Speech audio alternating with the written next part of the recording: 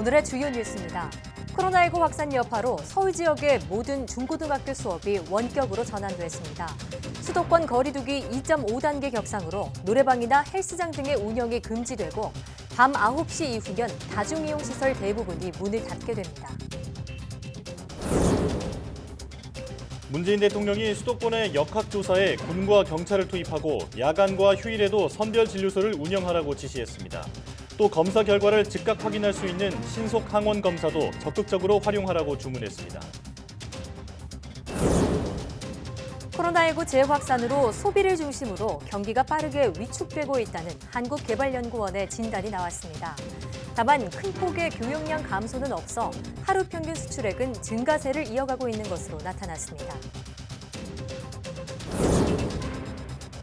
미국에서 코로나19 환자가 지난 5일 동안 100만 명을 넘어섰습니다. 이탈리아에서는 누적 사망자가 6만 명을 넘어 미국과 브라질, 인도 등에 이어 세계에서 6번째로 많은 사망자 수를 기록했습니다. 기온이 낮고 건조한 겨울철이 되면 호흡기나 피부 질환 외에 치아 건강에도 비상이 걸립니다. 각종 잇몸 질환이나 턱관절 장애 등이 겨울철에 특히 많이 발생하기 때문인데요. 오늘 내 몸 보고서에서는 겨울철 치아 관리 요령에 대해 알아봅니다.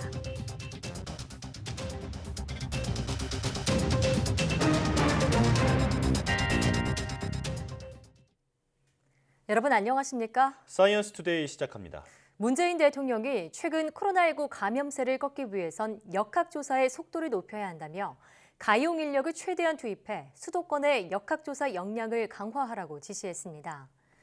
정만호 청와대 국민소통수석은 브리핑을 통해 문 대통령이 우선 공무원과 군, 경찰 등 가능 인력을 이번 주부터 현장에 지원할 수 있도록 준비하라고 했다며 이같이 밝혔습니다.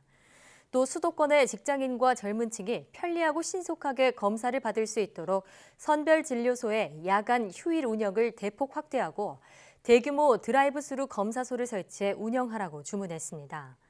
아울러 최근 들어 정확도가 높아졌고 검사 결과를 즉각 확인할 수 있는 신속 항원 검사도 적극적으로 활용하라고 당부했습니다. 정만호 국민소통수석의 발표 내용 직접 들어보시겠습니다. 최근 수도권 지역을 중심으로 코로나19 감염이 급속도로 확산하면서 감염 경로 조사 중 비율이 지속적으로 증가하고 있습니다. 코로나19 감염세를 꺾기 위해서는 역학조사 속도를 높여서 방역망 내 관리 비율을 제고하는 것이 필수적입니다. 대통령은 이에 따라서 가용한 인력을 최대한 투입해서 수도권 지역의 현장 역학조사 역량을 강화하라고 지시했습니다. 우선 공무원, 군, 경찰 등 가능한 인력을 이번 주부터 현장 역학조사 지원 업무에 투입할 수 있도록 준비하라고 지시했습니다. 또한 수도권 지역 직장인들과 젊은 층들이 검사를 편리하고 신속하게 받을 수 있도록 선별진료소의 야간 및 휴일 운영을 대폭 확대하고 대규모 드라이브스루 검사소를 설치해서 운영하라고 지시했습니다. 아울러 최근 들어 정확도가 높아졌고 또 검사 결과를 즉각 확인할 수 있는 신속 항원 검사 활용도 적극적으로 추진하도록 지시했습니다. 국민들께 대한 당부 말씀도 있었습니다. 증상이 없더라도 선별진료소에 가면 검사를 받을 수 있도록 이미 허용돼 있으므로 조금이라도 감염이 의심되는 분들은 반드시 선별진료소를 찾아서 검사를 받아주시기 바랍니다. 서울 지역의 모든 중고등학교가 2주 동안 원격 수업으로 전환됐습니다. 다만 특성화고나 후기 일반고의 고입 전형과 중고등학교 기말고사를 마무리하기 위해서는 학교장 재량으로 등교할 수 있도록 했습니다. 중고등학교와 달리 돌봄 공백 우려가 있는 유치원과 초등학교는 거리두기 2단계 학사 운영 기준을 유지하기로 했습니다. 이에 따라 유치원과 초등학교는 전체 학생 3분의 1 등교 원칙을 적용하되 상황에 따라 원격 수업으로 바로 전환할 수 있도록 학교의 등교 수업 조정 자율권을 확대하기로 했습니다. 조희연 서울시 교육감은 중고생들에게 원격 수업 동안 불필요한 외출을 자제하고 집에서 머무르면서 사회적 거리두기 단계에 따른 방역 수칙을 잘 지켜달라고 당부했습니다. 서울시가 지난 5일부터 밤 9시 이후 멈춤 조치를 시행한 이후 야간 시간대 편의점 매출이 늘어난 것으로 나타났습니다. 편의점 CU는 지난 주말 이틀간 오후 9시부터 다음 날 오전 9시까지 서울 소재 점포의 매출을 분석한 결과 식사류 제품 매출이 전주 주말보다 최대 40%가량 증가했다고 밝혔습니다.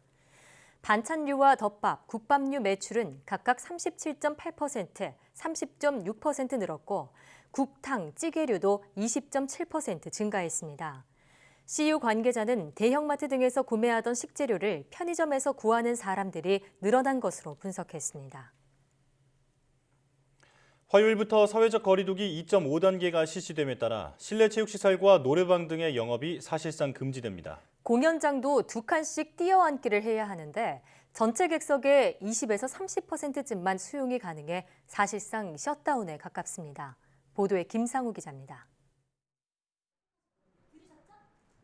영화 기생충의 배우 박소담 등이 출연한 연극이 개막 이틀 만에 무대막을 2주간 닫았습니다. 박소담이 코로나19 확진자와 접촉했기 때문 검사 결과는 음성이지만 자가격리 등의 방역 조치는 그대로 진행 중입니다. 코로나 확산세가 이같이 공연 관계자들에게 파고들면서 연극과 뮤지컬, 음악회 등의 공연이 속속 중단 또는 연기되고 있습니다. 국내 무대에 5년 만에 다시 오른 노트르담 드 파리의 오리지널과 알렉산드르 듀마의 소설을 무대에 올린 몬테크리스토, 또 영화 사랑과 영원을 원작으로 한 고스트 등의 뮤지컬 공연이 일시 중단됐습니다. 서울시의 재정 지원 등과 직간접적 연관 있는 공연장과 작품도 잠시 쉬어가고 있습니다. 대관을 자제하고 뮤지컬 작은 아씨들 등의 공연도 취소 또는 연기됐습니다. 거리두기 2.5단계는 2칸씩 뛰어앉기로 인해서 전체 객석의 20-30%쯤만 수용이 가능해 사실상 셧다운에 가깝습니다. 공연을 올리면 올릴수록 배보다 배꼽이 더 커질 수 있다는 상황이다라고 말씀드릴 수 있고요. 제작사와 관객들의 방역 수치 준수를 바탕으로 공연계가 한때 정상화의 길로 들어서는 듯하더니 코로나 직격탄을 맞고 다시 휘청거리고 있습니다. YTN 김상우입니다. 코로나19에 걸린 70대 남성이 지씨독십자가 개발한 혈장 치료제를 투여받고 완치 판정을 받았습니다. 지씨독십자에 따르면 지난 9월 코로나19로 확진된 남성이 칠곡 경북대학교 병원에 입원해 렘데시비르와 덱사메타손 등을 처방받았으나 차도가 없자 의료진이 혈장 치료제 투여를 시도했습니다. 이 남성은 이후 20여일 동안 혈장 치료제 투여 등의 치료를 거쳐 지난달 18일 최종 음성 판정을 받고 격리에서 해제된 것으로 알려졌습니다. 지씨독십자의 혈장 치료제는 현재 고위험군 환자를 대상으로 임상 이상 시험이 진행 중이며 해당 환자는 임상시험 참여자가 아니라 의료진이 식품의약품안전처에 치료 목적 사용 승인을 신청해 처방한 사례입니다. 식약처는 다른 치료 수단이 없거나 생명을 위협하는 중증 환자 치료를 위해 허가되지 않은 임상시험용 의약품을 사용할 수 있도록 하는 치료 목적 사용 승인 제도를 운영하고 있습니다. 지씨독십자의 혈장 치료제는 현재 13건의 치료 목적 사용 승인을 획득해 일부 의료 현장에서 처방이 진행 중이라고 식약처는 밝혔습니다. 정부가 오는 2050년까지 실질적인 이산화탄소 배출량을 없애는 탄소 중립 정책을 추진해 나가기로 했습니다. 홍남기 부총리 겸 기획재정부 장관은 관계부처 합동브리핑에서 기후 문제의 심각성이 떠오르고 있다며 새로운 국제질서 대응을 위한 변화가 불가피하다고 밝혔습니다. 그러면서 단순히 온실가스를 줄이는 것만이 아닌 새로운 경제사회 구조를 만들어 나가는 선제적이고 능동적인 접근이 필요하다고 강조했습니다. 홍 부총리는 또 제조업 중심의 산업구조와 함께 화석연료의 비중이 높은 우리나라의 탄소 중립 정책은 매우 도전적인 과제라고 말했습니다. 하지만 세계적인 변화 기조 속에 대비 작업을 미리 추진하고 그 과정에서 소비자와 기업의 부담을 최소화하도록 노력하겠다고 밝혔습니다. 그럼 홍남기 부총리의 발표 내용 직접 들어보시겠습니다. 우리 경제사회의 생존을 위하여 2050 탄소 중립은 반드시 추진해야 할 과제가 아닐 수 없습니다. 그렇지 않으면 글로벌 사회에서 나서지 못하고 특히 글로벌 경제에서 우리 경제의 지속가능 성장도 담보하기 어렵기 때문입니다. 이제 기후변화 문제, 탄소 중립은 남의 이야기가 아닌 나의 이야기이고 미래가 아닌 당장 눈앞의 현실의 이야기가 된 것입니다. 이러한 측면에서 경제구조 저탄소화 두 번째 저탄소 산업 생태계의 조성, 세 번째 탄소 중립 사회로의 공정 전환이라고 하는 3대 정책 방향과 탄소 중립 제도 기반 강화라고 하는 소위 3+1의 전략적 틀을 마련하게 되었습니다. 코로나19가 빠르게 재확산하면서 경기가 위축하고 있다는 진단이 나왔습니다. 한국개발연구원 KDI가 내놓은 이번 달 경제 동향을 보면 우리 경제는 대외 수요 개선으로 제조업이 회복 흐름을 보였지만 코로나19 재확산으로 경기 부진이 이어지고 있는 것으로 나타났습니다. KDI는 코로나19 확산에도 큰 폭의 교역량 감소는 없어 하루 평균 수출액이 증가세를 이어가고 있다고 평가했습니다. 또 주가지수와 원화 가치가 상승하고 선행지수 순환 변동치도 상승하는 등 제조업 관련 경기 지표는 개선 흐름을 보였다고 진단했습니다. 하지만 지난달부터 국내에서 코로나19가 다시 빠르게 확산하고 방역 조치가 강화되면서 서비스업을 중심으로 경기가 다시 위축하고 있다고 설명했습니다. 특히 지난달 중순 이후 신용카드 매출액 감소폭이 확대되는 등 소비를 중심으로 경기 하방 압력이 빠르게 커졌다고 덧붙였습니다. 이처럼 코로나19 사태로 내수 시장이 매우 부진하지만 성장 엔진인 수출이 분발하며 올해 우리나라 경제가 비교적 선방하고 있다는 평가입니다. 새 밑에 이른 지금 우리나라 기업들의 내년 수출 전망은 어떨까요? 보도에 조용성 기자입니다. 우리나라 기업들이 본 새해 수출 전망은 대체로 장밋빛입니다. 한국무역협회가 수출기업들 967곳을 대상으로 조사해보니 새해 1분기 수출산업 경기전망 지수는 112.1을 기록했습니다. 2017년 3분기 116.6을 보인 이후 기대가 보통 수준이란 뜻의 100 안팎에 머무르다가 올해 2분기에는 79까지 떨어져 7년 만에 최악을 기록하기도 했는데요. 내년 1분기 전망이 112를 넘어서면서 수출 기업들은 3년 반 만에 가장 큰 기대를 나타냈습니다. 수출 품목별로 자세히 살펴보겠습니다. 15가지 가운데 눈에 띄는 상하이 몇 가지를 꼽아봤는데요. 석유 수요가 늘고 기름값이 상승세인 점에 힘입어 석유 제품이 가장 호조를 띨 것으로 전망됩니다. 다음 반도체입니다. 서버와 노트북 중심으로 수요가 꾸준한 데다 5G 시장이 커지는 점이 청신호입니다. 근소한 차이로 진단 제품과 방역물품 수출이 계속 잘 될 것으로 보여 생활용품이, 그리고 SUV와 친환경차 수요 증가를 이유로 자동차와 관련 부품이 그 뒤를 잇고 있습니다. 반면 전기 전자제품, 농산물, 가전에 대한 기대치는 이처럼 낮았습니다. 수출에 장애가 되는 요인들이 몇 가지 있기 때문입니다. 최근 원달러 환율이 1,100원 아래로 가파르게 떨어지자 환율 변동성이 커진 점이 가장 걱정된다고 답했습니다. 주로 첫 번째 걱정으로 꼽히던 수출 대상국 경기가 부진하다는 요인은 두 번째로 밀려났습니다. 또 수출품을 실은 선박이 모자란 사태가 반년째 계속되면서 물류 비용 상승이 그 뒤를 이어 수출 기업의 답답한 심정을 보여줍니다.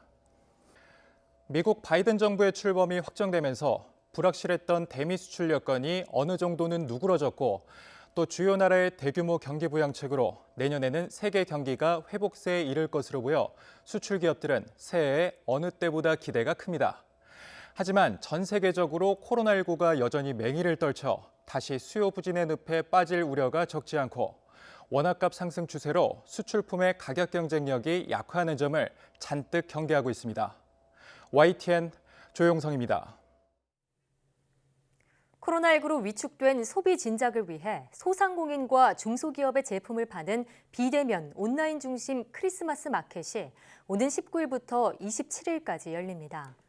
중소벤처기업부는 비상경제중앙대책본부 회의를 열고 이러한 추진 계획을 발표했다고 밝혔습니다. 크리스마스 마켓에는 온라인 플랫폼 30여 개와 전통시장 300개, 동네 슈퍼 2,500여 개, 소상공인과 중소기업 12,000여 곳이 참여할 예정입니다. 판매 상품으로 선정된 식품과 생활용품 등 101가지 제품은 크리스마스 마켓 라이브 커머스 특별 판매전에서 최대 50% 할인된 가격에 판매됩니다. 중기부는 또 1인당 70만 원 한도로 온누리 상품권을 10% 할인 판매하고, 전통시장에서도 라이브 커머스 방송과 무료 배송 등의 이벤트를 진행할 계획입니다. 드럼 세탁기의 전력 소비량이 제품에 따라 최대 4.9배 차이 나는 것으로 나타났습니다. 한국소비자원이 시중에 판매 중인 드럼 세탁기 5개 제품을 비교해봤더니 세탁 온도에 따라 소비 전력량이 달랐는데 섭씨 40도 표준 코스에서는 최대 2.8배, 이불 코스에서는 4.9배 차이가 났습니다. 위니아 대우 중용량 제품은 에너지 소비 효율 등급 표시 2등급을 실제로 지키지 못한 것으로 드러났습니다. 세탁 시 물 사용량도 제품별로 달랐는데 40도 표준 코스에서 최대 1.4배, 이불 코스에서 2.1배 차이를 보였습니다. 세탁이 얼마나 잘 되는지를 나타내는 세탁 성능은 40도 표준 코스에서 5개 제품 모두 양호 이상으로 평가됐습니다. 소비자원은 냉수 세탁이 세탁 시간은 늘어나지만 에너지 절약 측면에서는 더 유리하다며 오염도가 적을 경우 냉수 표준 코스를 이용할 것을 권고했습니다. ASF, 즉 아프리카 돼지 열병이 발생한 지 1년이 넘었지만 야생 멧돼지 감염은 계속되고 있습니다. 특히 바이러스가 조금씩 남쪽으로 내려오고 있는데 멧돼지 이동을 막기 위한 광역 울타리가 사실상 재구시를 하지 못하고 있다는 지적입니다. 홍성욱 기자의 보도입니다. 강원도 춘천과 화천, 철원을 잇는 56호선 국도. 야생 멧돼지를 막기 위한 이른바 광역 울타리가 설치됐습니다. 하지만 민가 인접 도로에 출입문을 만들어 열어놓거나 아예 비워둔 곳도 있습니다. 편의를 위해서인데 곳곳이 빈틈입니다. 아프리카 돼지열병 확산 방지를 위해 멧돼지가 넘어오지 못하도록 설치한 울타리입니다. 입산 금지를 알리는 안내문까지 붙어 있는데 어찌된 일인지 울타리가 중간에 이렇게 뚝 끊겼습니다. 사유지라 땅 주인이 거부해 설치를 못했는데 멧돼지가 자유롭게 오갈 수 있는 통로나 마찬가지입니다. 막지 못해. 솔직히 저만 그런 게 아니라 산에 있는 사람 다 알아. 그리고 또 이렇게 문 열어놓고 이렇게 있잖아요. 얼마 된다. 이게 토끼 고라니 걔네들만 못 다니는. 울타리 무용론 속에 아프리카 돼지열병은 점점 남쪽으로 퍼지고 있습니다. 지난달 28일 경기도 가평에서 포획된 멧돼지 4마리에서 ASF 바이러스가 확인됐는데 광역 울타리 바뀌었습니다. 앞서 지난달 25일에는 강원 영서 지역을 남과 북으로 양분하는 소양호 남쪽에서 ASF에 감염된 멧돼지 사체가 발견됐습니다. 제 뒤로 보이는 이 호수가 소양호입니다. 아프리카 돼지열병 바이러스가 폭이 400m가 넘는 소양호를 넘어 밑으로 내려온 겁니다.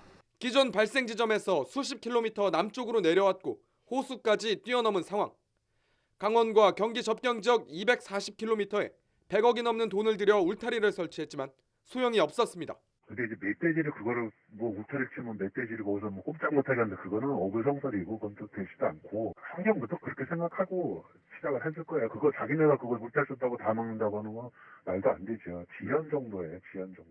ASF 바이러스가 멧돼지를 통해 남쪽으로 내려오면 다시 그 밑으로 추가 울타리를 설치하는 땜질 처방만 반복하는 상황. 곳곳이 뚫린 울타리를 넘어 바이러스가 번지는 건 시간 문제라는 암울한 전망이 나오고 있습니다. YTN 홍성욱입니다. 서울 광화문 일대에서 누구든 첨단 실감 콘텐츠를 즐길 수 있도록 하는 대규모 프로젝트가 발표됐습니다. 문화체육관광부와 한국콘텐츠진흥원은 광화문 일대에서 국민들이 문화 관광 콘텐츠와 5G 실감 기술을 결합한 8종의 실감 콘텐츠를 체험할 수 있는 광화시대 프로젝트를 개막한다고 밝혔습니다. 내년 3월 모바일 기기로 광화문 월대터를 시작으로 인근을 오가며 광화문의 현재와 과거, 미래를 체험할 수 있는 위치 기반형 증강현실 콘텐츠가 가장 먼저 선보입니다. 이후 건물 내부나 경복궁역 내부, 공공조형물, 세종문화회관과 대한민국 역사박물관 외벽 등을 활용한 첨단 실감 콘텐츠들이 속속 선보이게 됩니다.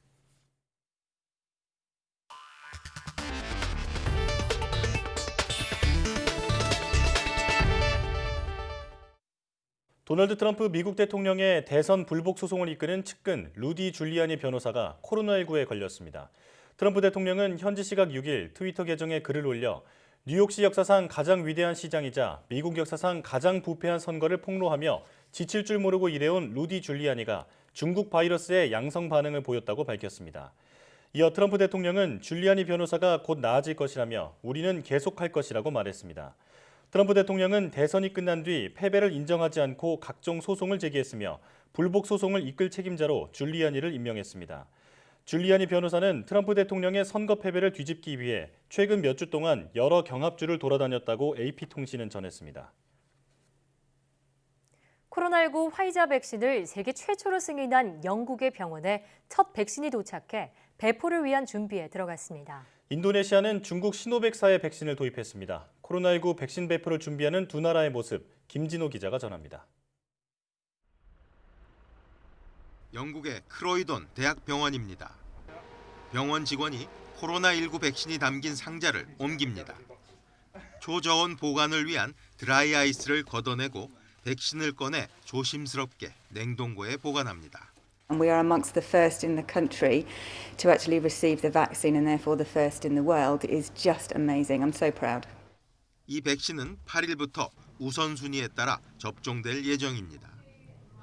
영국 정부는 지금까지 코로나19 백신 4천만 회분을 사전 주문했고 이 중 80만 회분이 첫 주에 공급될 예정입니다. 벨기에에서 도착한 초기 공급분은 전국의 안전한 장소에 보관되고 있으며 그곳에서 품질 검사를 받게 될 것이라고 영국 보건부는 밝혔습니다. 인도네시아 가루다 항공 비행기에서 백신 컨테이너가 하역됩니다. 컨테이너는 현장에서 철저히 소독됩니다. 인도네시아가 확보한 첫 백신 물량입니다.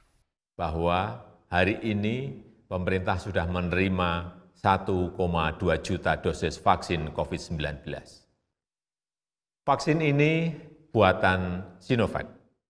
지난 8월부터 이 백신을 시험해온 인도네시아 정부는 내년 1월에 180만 회분의 백신을 더 도입할 예정입니다. 인도네시아는 이번 달에 1,500만 회분의 백신을 만들 수 있는 원재료도 들어온다고 밝혔습니다. 백신 확보와 배포를 위한 세계 각국의 움직임이 빨라지고 있습니다. YTN 김준호입니다.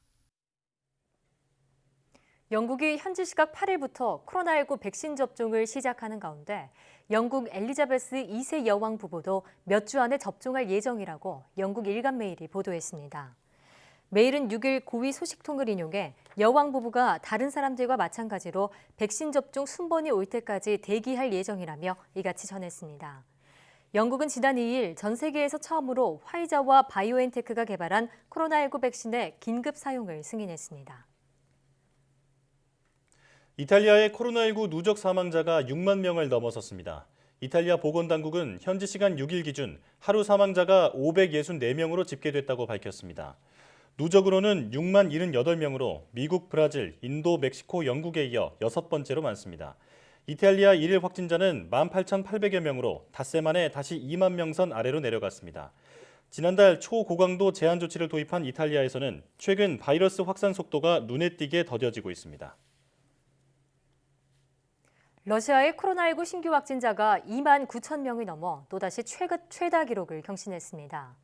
러시아 코로나19 대책본부는 6일 하루 동안 전국에서 2만 9천여 명의 확진자가 나와 누적 확진자가 246만여 명으로 늘었다고 밝혔습니다. 지난달 중순 이후 급속한 확산세를 보여온 러시아의 코로나19 신규 확진자가 2만 9천 명을 넘은 것은 이번이 처음입니다.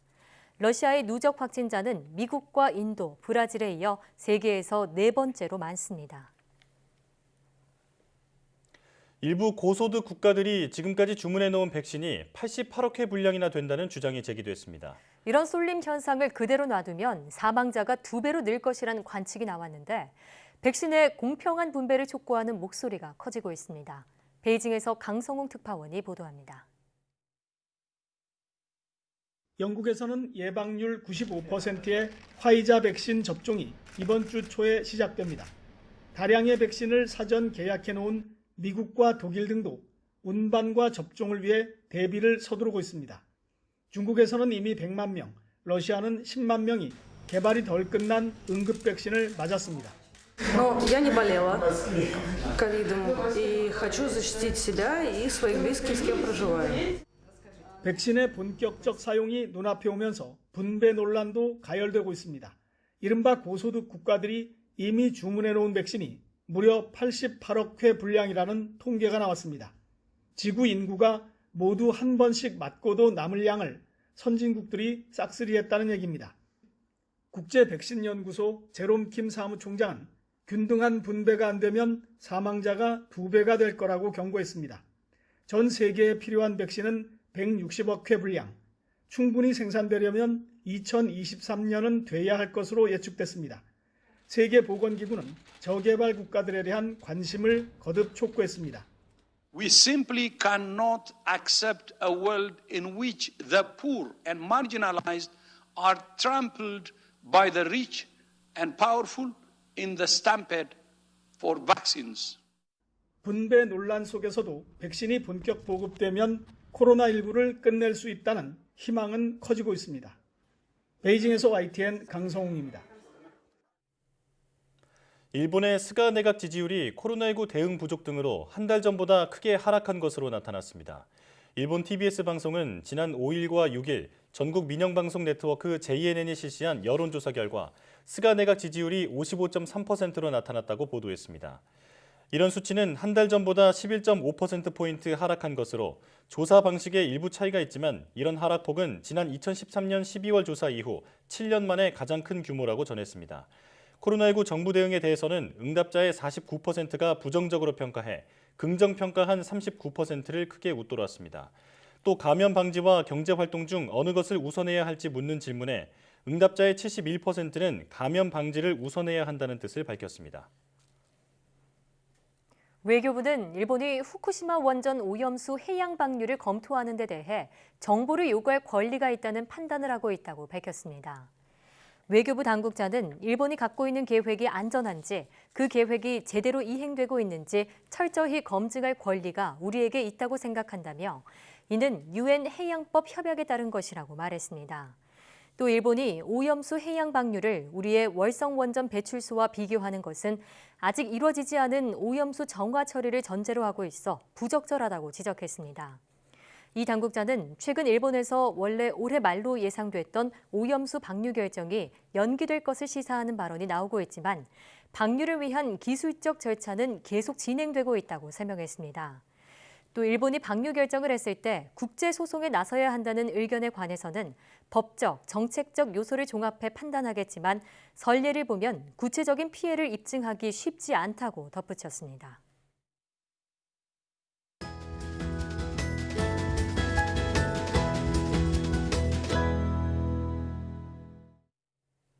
기온이 낮고 건조한 겨울철엔 피부나 호흡기 관리에 비상이 걸립니다.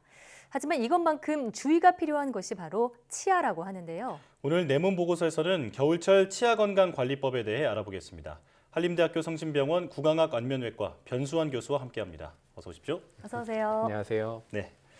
자, 날씨가 추워지면 바로 생각나기 시작하는 게 길거리 간식이죠. 네. 제가 붕어빵을 정말 좋아하는데 좋죠. 네, 이런 붕어빵, 또 어묵 국물, 호빵 이런 간식들이 먹기에는 좋은데 겨울철에 이런 그 치아 건강에 적이 된다고 들었습니다. 어떤 얘기인가요? 저도 말씀 주신 것처럼 붕어빵이나 어묵 국물이나 호떡 같은 길거리 음식 아주 좋아하는데 네. 하지만 이런 겨울철 길거리 간식은 뭐 팥앙금이나 설탕, 뭐 꿀 같은 것들이 다량 함유되어 있어서 당도가 많고 접착성이 높아서 치아에 쉽게 달라붙습니다. 예. 그래서 이런 것들로 인해서 충치와 잇몸 질환을 유발하기 쉬운데요.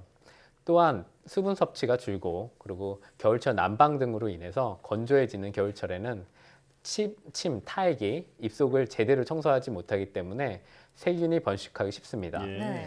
이는 겨울철 간식에만 한정된 것은 아니고 당도가 높은 간식도 마찬가지입니다. 네. 그래서 음식 섭취 후에 올바른 양치질과 치실 등을 사용해서 입안 세균을 감소시키는 것을 예방하는 것이 무엇보다 중요하겠습니다. 네, 그럼 이런 겨울철 간식을 먹고 나서는 바로 양치질을 해주는 게 좋겠네요. 네, 이러한 음식을 먹은 다음에는 네. 반드시 양치를 통해서 이런 세균이 증식하는 것을 예방하는 것이 아주 중요합니다. 네. 또 겨울철에는요 바람이 차잖아요. 그래서 나가면 좀 이가 시리다 이런 분들 많아요. 이건 왜 그런 걸까요?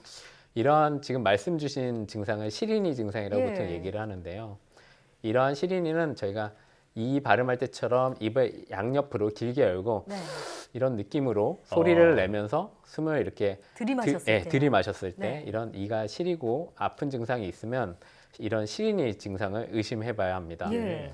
이런 시리니의 가장 큰 원인은 치아 표면을 감싸고 있는 어떻게 보면 방패 역할을 하는 범랑질이라는 부분의 마모입니다. 네. 이러한 범랑질은 치아의 가장 외곽을 구성하는 성분으로서 범랑질이 노화되거나 마모되면서 외부의 자극이 치아 안쪽까지 전달되면 이러한 시린 증상이 발생하게 됩니다. 예.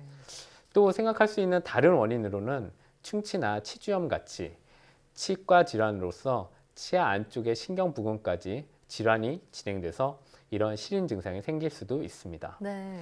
그리고 마지막으로는 치과 치료를 받은 다음에 일시적으로 큰 문제 없이 이런 증상이 나타날 수도 있습니다. 네. 그렇군요.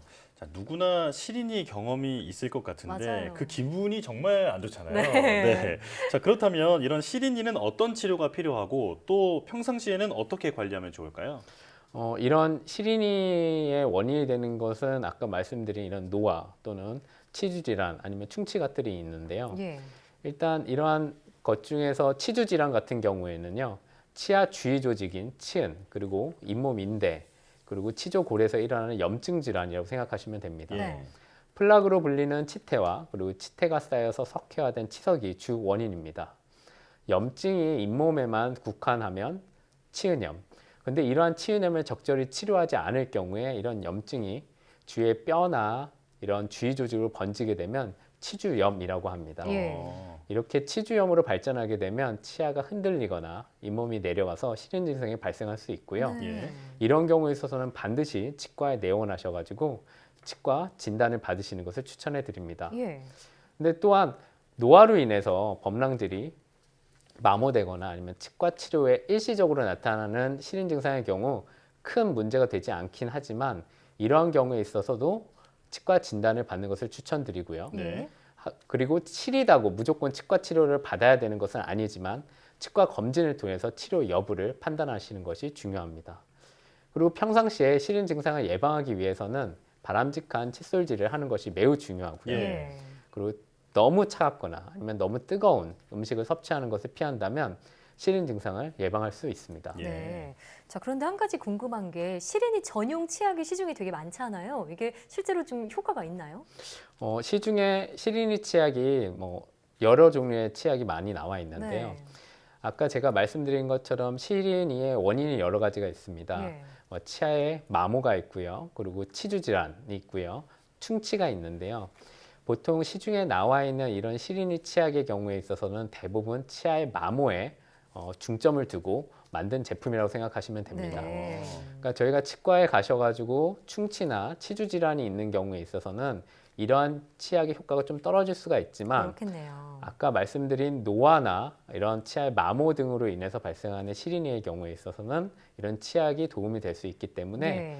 꼭 치과에 내원을 하셔서 진단을 받으시고 이런 치약도 추천받으시는 것을 저는 네. 권유해 드립니다. 예. 자, 그리고 또 기온이 떨어지는 겨울철에는 턱관절 장애를 호소하는 분들도 많은데 그 비율도 꽤 있다고요? 네, 턱관절 질환 같은 경우는 저희가 일반적으로 말하는 턱관절은 사실 아래 턱뼈 그리고 예. 위에 머리뼈 그리고 그 사이에 턱관절 디스크 연골이라고 보통 얘기를 하고요. 네. 그리고 인대 그리고 주위 근육까지 다 포함시켜서 저희가 그냥 턱관절이라고 보통 표현을 합니다. 이러한 부분에 문제가 생겼을 경우에 저희가 턱관절 장애라고 말을 하게 되는데요. 네.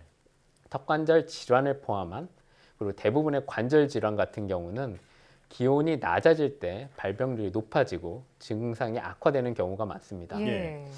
최근에 국내 치과대학의 턱관절 장애 클리닉 조사에 따르면 저희 턱관절 장애로 턱관절 질환으로 통증을 호소하는 환자 수가 가을보다 겨울에 크게 증가했다고 합니다. 네.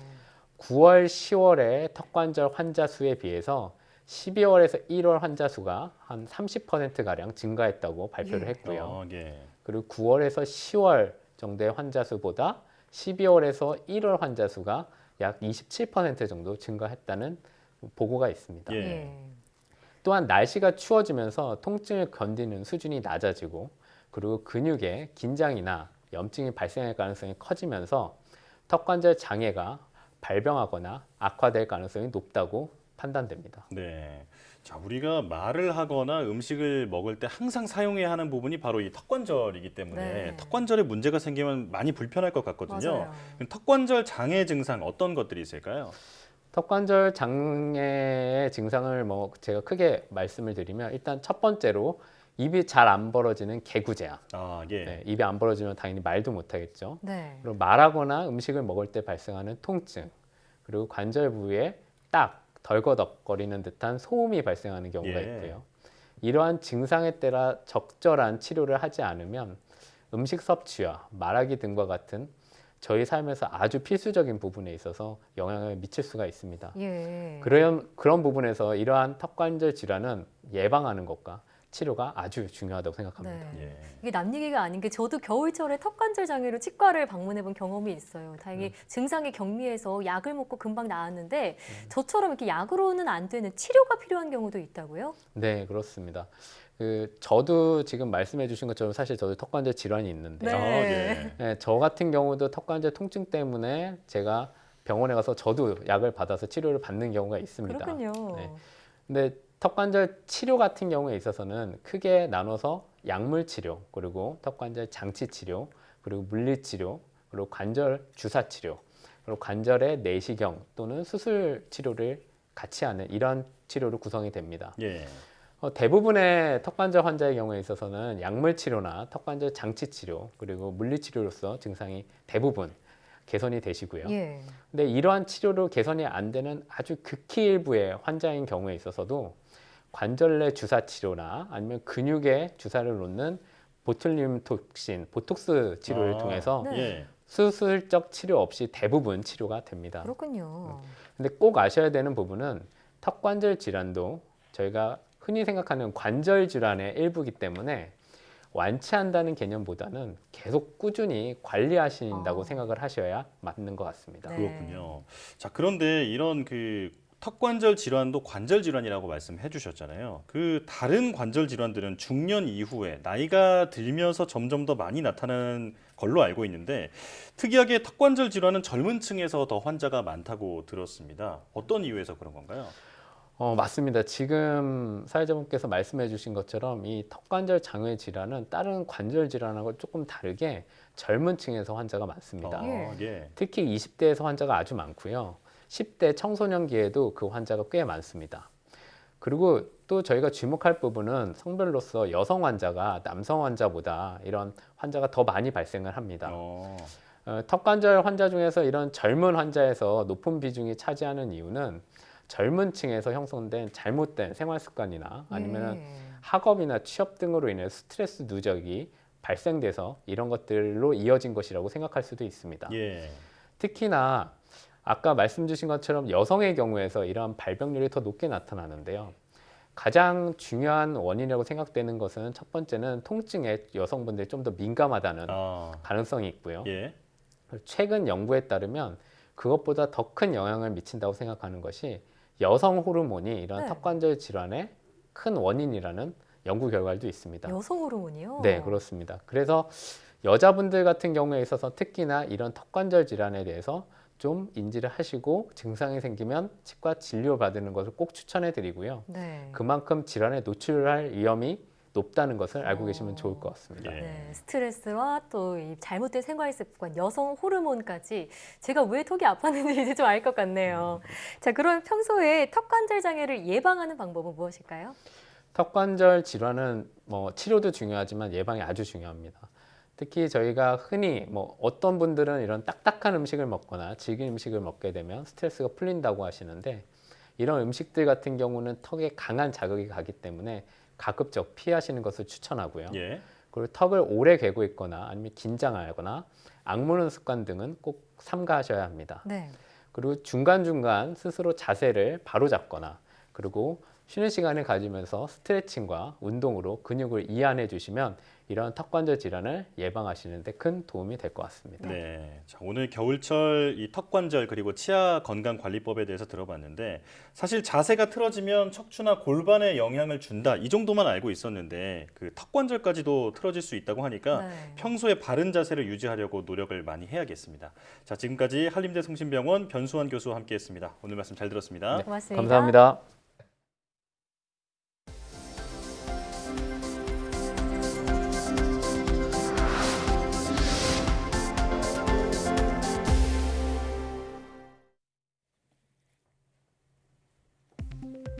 미국인 10명 가운데 4명꼴로 코로나19 백신을 맞지 않을 것이란 설문조사 결과가 나왔습니다. 미국의 여론조사 기관인 퓨 리서치 센터가 미국 성인 12,000여 명을 대상으로 조사한 결과 코로나19 백신을 맞겠다고 답한 사람은 전체의 60%에 그친 것으로 나타났습니다. 인종별로는 아시아계가 83%로 가장 높았고 흑인이 42%로 가장 낮았습니다. 연령별로 보면 코로나19 취약군인 65살 이상에서 백신을 맞겠다는 응답이 75%로 가장 높았습니다. 주사를 맞을 때 웃거나 찡그린 표정을 하면 통증이 줄어든다는 연구 결과가 나왔습니다. 미국 어바인 캘리포니아대 연구팀은 200여 명을 대상으로 실험한 결과 웃을 때 입꼬리가 올라가거나 눈가에서 찡그려지는 표정을 하면 심장 박동 속도가 늦춰지면서 주사의 아픔을 40%까지 줄인다고 밝혔습니다. 연구팀은 반면 무표정한 얼굴에서는 주사의 고통이 줄어드는 효과가 발견되지 않았다고 덧붙였습니다. 대한민국 엔지니어상 12월 수상자로 장태인 포스코 수석연구원과 윤영엽 뷰원 상무이사가 선정됐습니다. 장태인 수석연구원은 도금 두께 편차를 낮추는 기술을 개발해 자동차와 가전용 강판의 품질을 향상했다는 평가를 받았습니다. 윤영엽 상무이사는 인공지능과 광학기술을 융합한 검사법을 만들어 2차 전지의 생산성을 개선한 공로를 인정받았습니다. 대한민국 엔지니어상 여성 부문 하반기 수상자로는 차지혜 삼성중공업 시니어 엔지니어와 이응선 위드텍 이사, 허윤정 HCT 팀장이 선정됐습니다. 원전 사고 현장에 투입돼 사고 처리를 도울 수 있는 로봇이 개발됐습니다. 한국원자력연구원은 사고 현장 내부와 외부를 관측하고 방사성 물질을 옮길 수 있는 로봇을 개발했다고 밝혔습니다. 연구팀은 이 로봇을 활용해 방사성 물질이 누출된 건물 출입구를 찾아 밀봉하는 가상 작업을 성공적으로 마쳤다고 덧붙였습니다. 특히 원전 사고 현장에서의 밀봉 훈련은 세계에서 처음으로 시도된 것으로 연구팀은 이번에 개발한 로봇이 원자력 방제 역량 강화에 크게 이바지할 것으로 기대했습니다. 자동차 배출가스가 도내 대기 오염의 주요 원인으로 나타났습니다. 내연기관 자동차의 종말을 선언하는 국가들이 늘고 있습니다.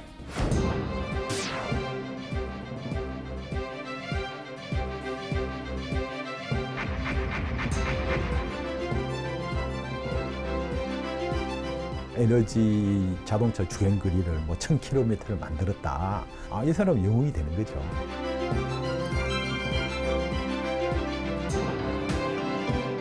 길은 조그마한 길은 있는 것 같습니다. 오솔길을 어떻게 하면 자동차가 다닐 수 있는 큰 길로 넓히느냐, 조그마한 오솔길은 제가 찾을 수 있을 것 같습니다.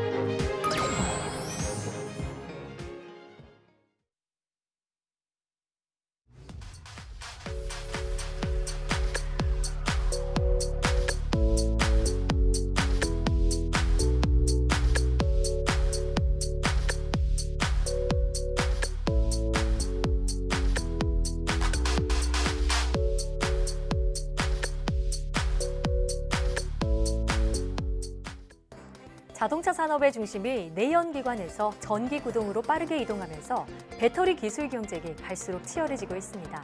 오늘 YTN 사이언스 휴먼 다큐 브라보 K 사이언티스트에서는 꿈의 배터리를 찾아 나선 배터리 공학자 선양국 교수를 만나봅니다. 많은 시청 바랍니다. 사이언스 투데이 여기서 마칩니다. 함께해 주신 여러분 고맙습니다.